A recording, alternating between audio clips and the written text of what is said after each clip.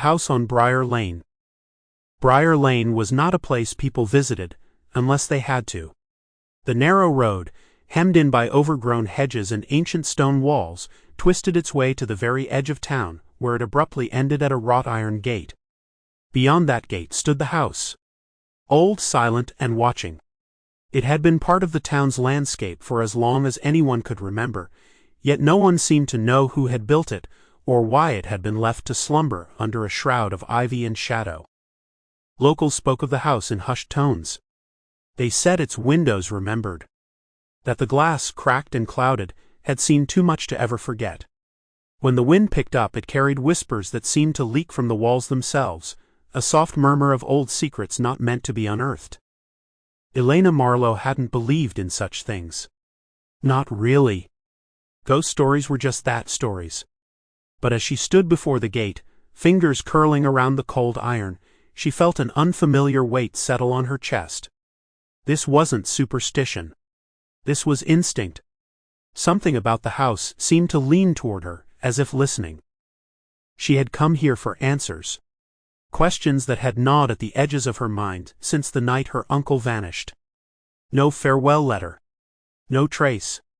Just an abandoned car parked neatly by this very gate, keys still in the ignition. People said he had simply left, tired of small-town life.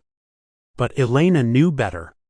He had been investigating this house, following threads of a story no one else wanted to touch. The gate groaned open with an effort, metal scraping against the stone path.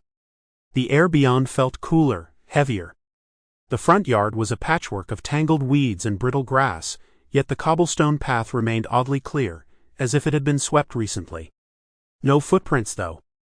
No sign of life. Elena's footsteps echoed louder than they should have. The house loomed over her, its facade cracked but proud. 4 windows on the second floor, 2 on the ground level, flanked the door like vigilant eyes. She could almost feel their gaze following her, assessing her presence. The front door was ajar. Not wide, but enough to be an invitation or a warning. Inside, the air smelled of dust and damp wood. The hallway stretched ahead, lined with faded wallpaper that might have once been floral but had since melted into a smear of muted colors. Light filtered in through stained glass panels, casting fractured patterns on the floor. They shifted as Elena moved, distorting into shapes that seemed to pulse, alive with a quiet rhythm. To the left was a sitting room, untouched by time except for a thin layer of dust. The furniture remained as it had been decades ago: an old velvet sofa, a mahogany side table, a tall grand... Sample complete. Ready to continue?